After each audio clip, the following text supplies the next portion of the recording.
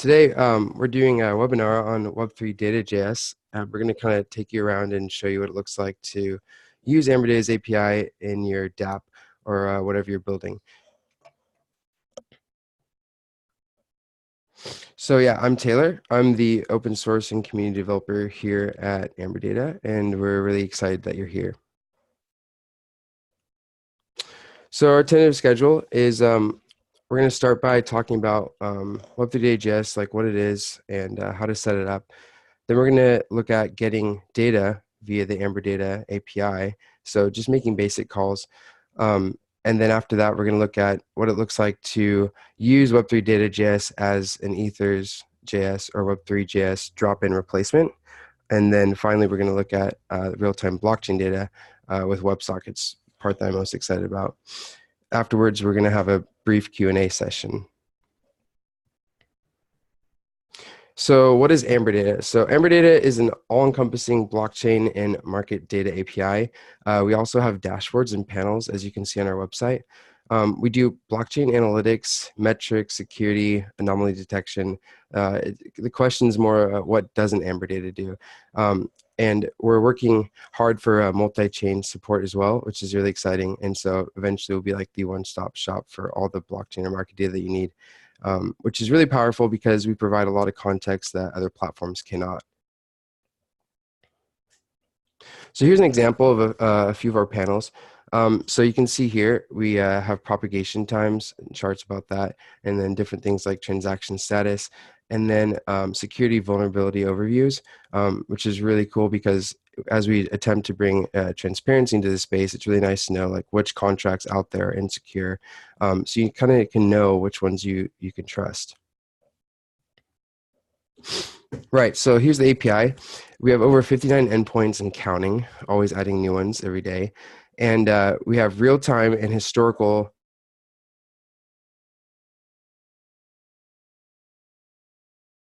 compliant methods. So that enables you to use existing methods, like just the same way as interacting with the guest client.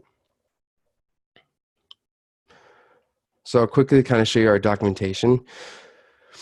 Here you can see our market data endpoints and our blockchain data endpoints, blocks, transactions, contracts, tokens, signatures, and then down here we have information on our WebSocket events, and as well as our JSONRPC endpoints.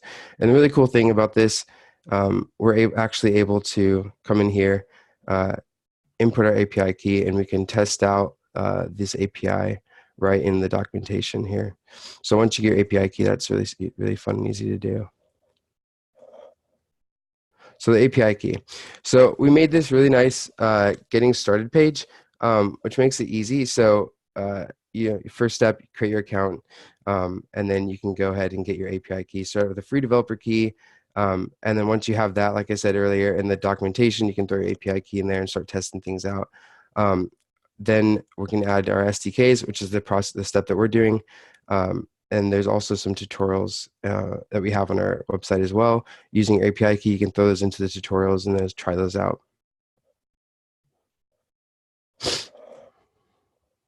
So once we have our API key, now we can start using web3data.js, which I'll show you in a moment.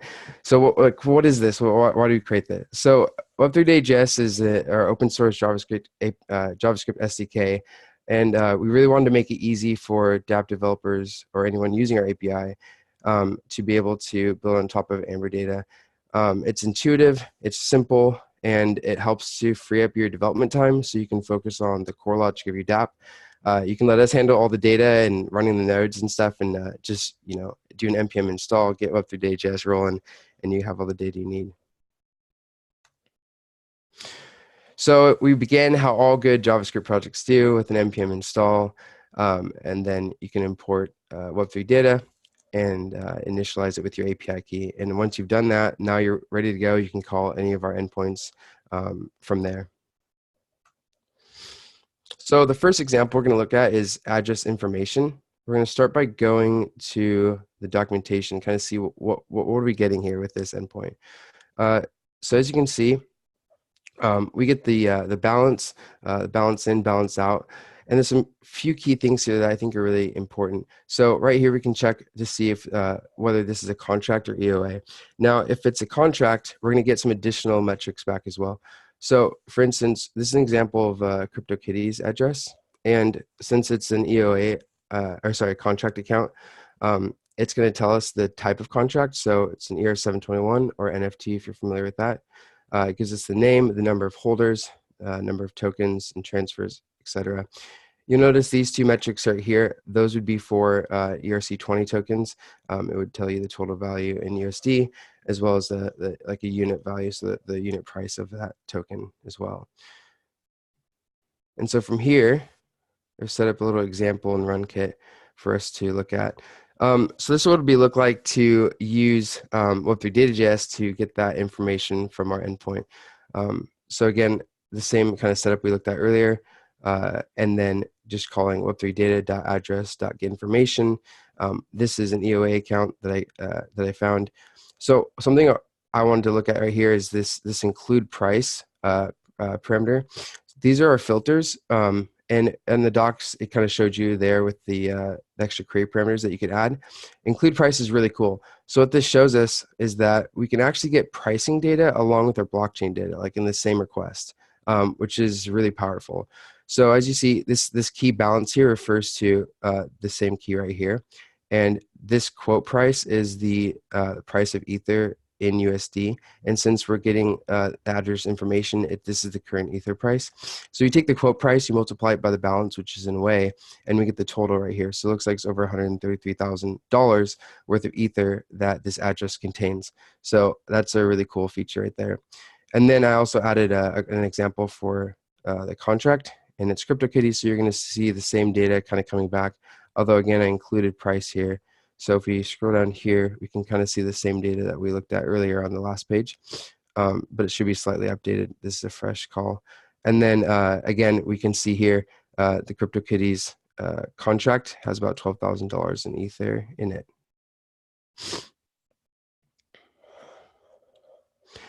And the next one we're going to look at is contract details. So the basic gist of this, you throw in a contract, the address of the contract, and you get back a few things. You get back the bytecode, the ABI, the contract name, and the source code where available. So this is really important, right? So as a dApp developer, you know, if you want to be able to interact with that contract that's sitting on the chain, you're going to need the contract ABI. So with this endpoint, you actually get a lot of stuff back, but we're really concerned about right here is the API that we can get back, and then we can use that to interact with that contract. So that's a really important one I thought to add there. And here's an example of how we'd use that with web3data.js. So again, same data coming back right here. We just call web3d.contract.getDetails, and then we threw in the CryptoKitties address here. And then as you can see, here's the full ABI that came back from that call. So that's pretty cool stuff. And just for an example, I wanted to add what it would look like to get the audit of a contract. So this is again talking about the security metrics that we offer. And so with the CryptoKitties contract, it looks like it comes back about 4 issues. And we can kind of dig into here, like what those issues are and why they're there. So it looks like the CryptoKitties contract makes a call to an external contract. It's not a huge issue. It just means that it's possible that this external call could be calling a contract that it itself is insecure, and so it could cause a security vulnerability with the CryptoKitty contract, but nothing to worry about. It's just an informational issue.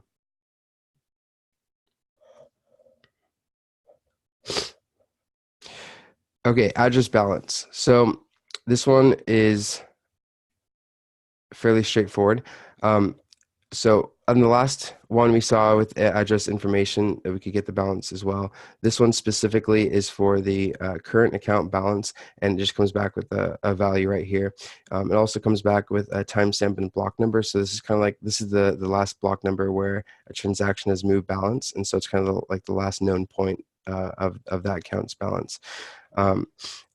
And with account balance, we can also have historical account balance as well. And this gives us a whole bunch of different ways to filter through and see a transactions balance over a historical time period.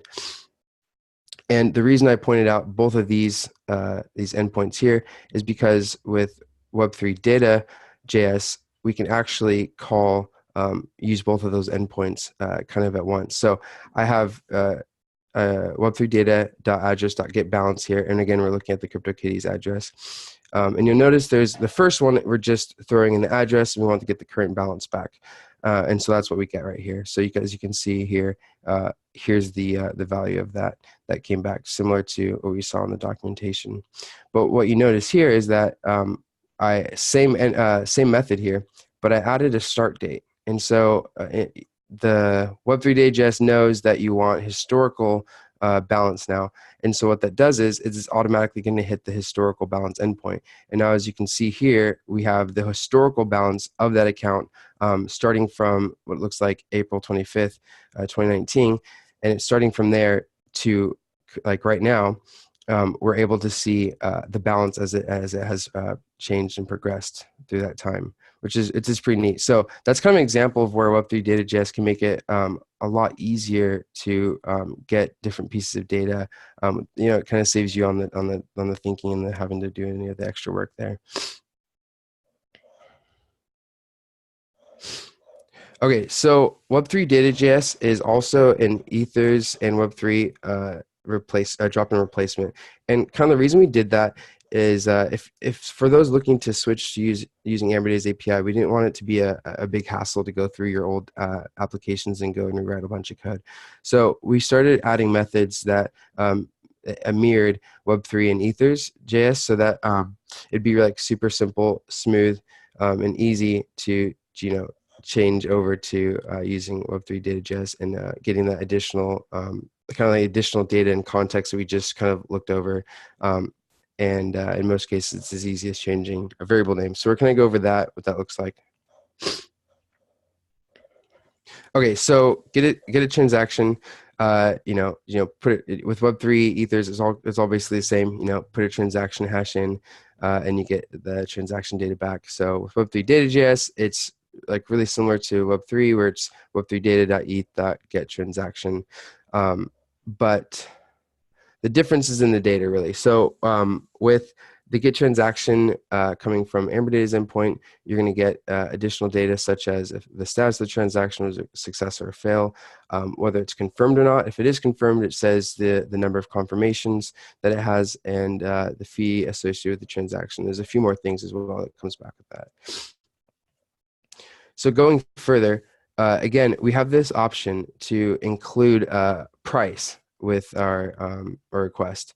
So as you can see with the web3.eth.getTransaction, we weren't able to do that. But since Amberdata has the full context of market data, we can add an include price parameter here. And it's similar to what we looked at with the balance, but I'm just going to expand this here. So again, this key is going to correspond to the value key right here. And again, this is this was the quote price of ETH at that time of the transaction. Don't freak out that it just skyrocketed in the last 2 minutes. So this is the current price of ETH at that time of the transaction, as you can see right here. And so we take that quote price again and multiply it by this value, which is in a way, and we get, looks like that transaction transferred about $1.06 of Ether at that time, the price at that time. So I mean, that's a really cool example of where using web3data.js, I mean, you get that additional context that you wouldn't have, that you wouldn't be able to get with just web3 or Ethers.js. Okay, so again, another basic example of what it looks like to get a block, and again, it's simple as changing a variable name here. But with this time we can use this create parameter called validation method. So validation method is going to give us this validation object right here, which includes a lot more details about the block than you would be able to get with just a normal web3 .eth. So as you see, we have I'm trying to find the transaction object right here. Oh, here we go. Sweet. So what this does is we can get the block, but we can also get like every single transaction in that block, and not only just the transaction hash, but like the transaction, like detailed transaction information about every single transaction in that block. And we call it validation because you can actually use all the data coming back from our endpoint to prove the validity of this block and all the transactions in it, if you're up for such a task. But that kind of shows you how you're able to actually, if you're really skeptical about like, what data am I getting back from Amberdata's API, well, here you go, put validation full. You can go through and manually prove that every single transaction, every single piece of data is actually valid, that the data that you're getting back with Web3 and Ethers, you don't have the same context for being able to prove the validity of that data. Okay, so what's supported? So we have this supported methods table, and it kind of goes over what endpoints that we support and what endpoints, methods, that we do support. That support is changing. It's something that we're continuing to work on every day. But if you go there, you can kind of see a list, and as well, if you follow us on Medium, you can see it in our blog, the whole supported list. Okay, so WebSockets. Now we're going to talk about WebSockets. So they're intuitive, they're simple, and they're concise. And we're going to kind of go over the kind of the hard way of what it would look like to use WebSockets, and then the easy way, the web3data.js way. Okay, so what events are supported? So we have blocks. That means every single block that comes through, you're getting a notification. Transactions and pending transactions. So that can mean any transaction that comes through, notification gets popped. Any pending transactions that hit the pending pool, you get notified. Token transfers. We have different ones for any token transfer, or specifically if an address transfers a token, you can watch for a specific address. Same thing with transactions as well. You can watch for specific addresses to see if money is moving in or out of that address. And functions, and then we have a bunch of market data events as well. So you can create, we have an example a little bit later that I'm going to show you, where you can actually use the market data WebSockets to create depth charts, which is really cool. And there's a lot of cool things you can do with that. And there's, of course, more than just that list. Okay, so our WebSockets use JSONRPC, which is, you've probably heard of it, but it's a stateless, lightweight remote procedure call. You can go to JSONRPC.org to kind of learn more about that and how to use it. If you're familiar with Geth uses it, and so it shouldn't be much different than that. Kind of the reason of talking about the JSONRPC is kind of showing you, we're going to kind of show you what it looks like to send these requests using JSONRPC, and then what it looks like to send it using web3data.js. So here's an example subscription request. So this is your request to say, hey, I want to subscribe to this event. There's a few things that we have to include by default. Otherwise, the request gets rejected. So we need to have the RPC version. And then, you have a client ID. Client ID kind of enables you to keep track of what's coming back from our WebSocket server. And so you want to kind of match the client ID up to the ID that gets returned, which I'll show in a second. And then we have our method. So this is the name of the method to be invoked. For right now, we just have subscribe and unsubscribe. So right now, this example subscription request is saying, hey, I want to subscribe. And then our params are going to be saying, well, what do you want to subscribe to? So the first one is going to be the event name. So in this case, it's block. And the second params are usually like filters. So there's a way to subscribe to every block, or you can subscribe to a specific block. Maybe you're looking for, maybe there's another, what's the term, forking event coming up, right? And so you want to know like what block this is going to do that's going to happen at. And so you can subscribe to a specific block number, and then as soon as that block number hits, boom, notification goes off. And this is an example substitution response. So it's going to come back with the ID that you gave it, right? The client ID right here. And then it's going to come back with, as well as with the server generated ID. And every notification response after that is going to have this server generated ID. And you can kind of use that to track which subscription that this data is kind of aligned to, right? Because I could subscribe to 20 different blocks at a time. So each piece of data that comes back, you kind of want to know like, well, which subscription does this match up with? And so this server generated subscription ID is what you're going to have to use to like kind of match up the data that comes back. And so without web3.js, you end up using kind of like a switch, like a mapping with like a switch case statement, so you can kind of like map the data that's coming back from the WebSockets.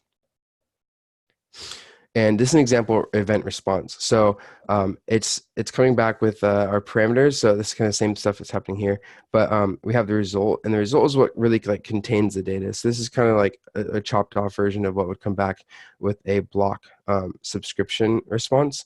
And it comes back again, like I was saying, with the server generated ID. So again, this is what you're using to match up. So you'd say like, well, as you can see, like since the server generated IDs are the same, you know that this data that's coming back is from our original subscription request.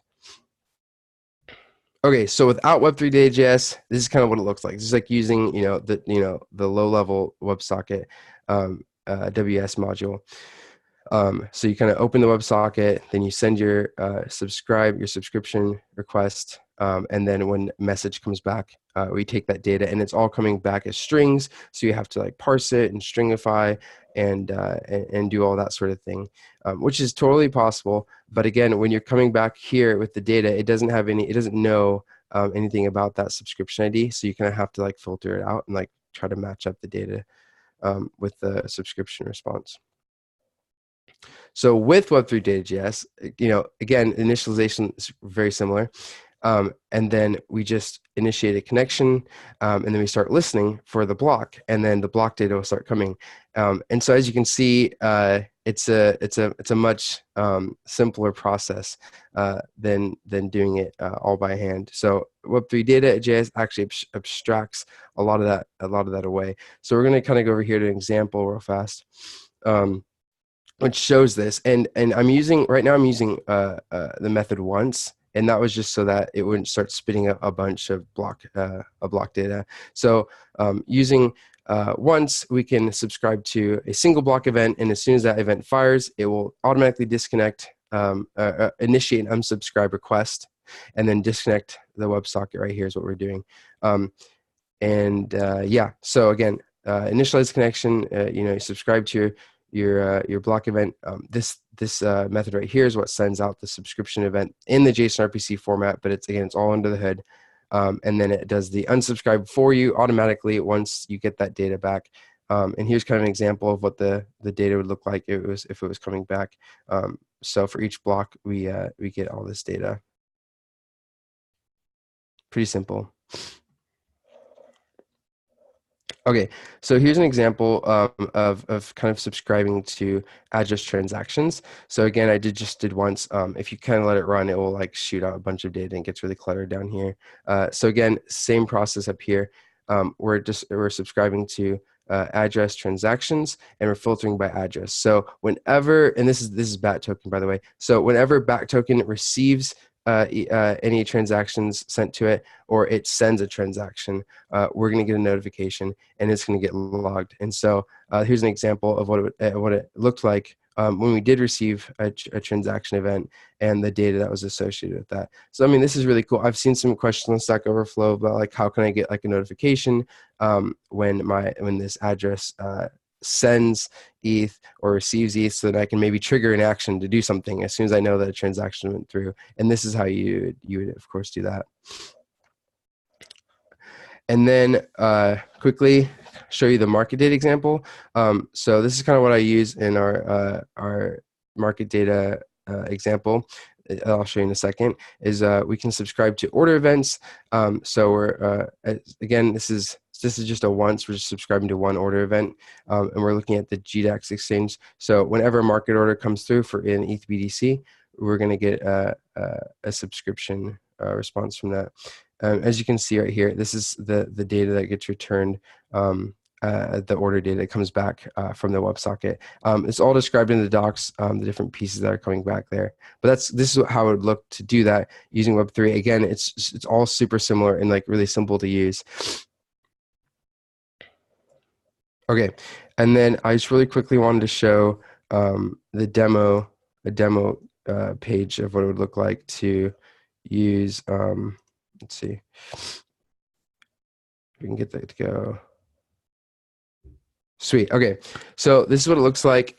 So the code I just showed you in the last example is what's running this in order to kind of create this real-time depth chart. As you can kind of see it moving.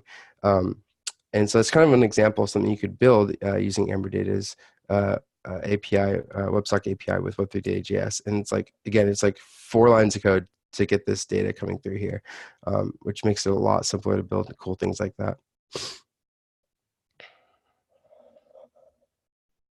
All right, looks like we're 9:25, so perfect time to stop and do QA. So I'll kind of hand it off there if you guys have any questions.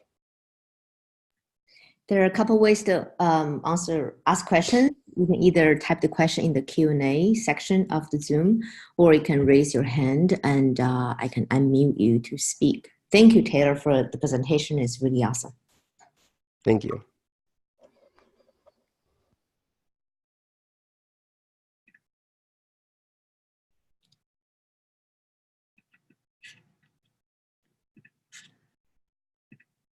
Let me see. I don't see any hand raising. There were one question that was asked in the Q&A session, and I believe I typed the answer. Let me give just a few minutes for anyone to think of a question.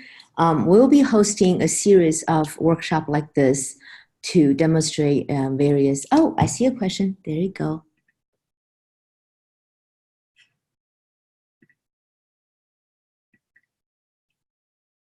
All right, I believe you should be able to speak. Hello, Zori?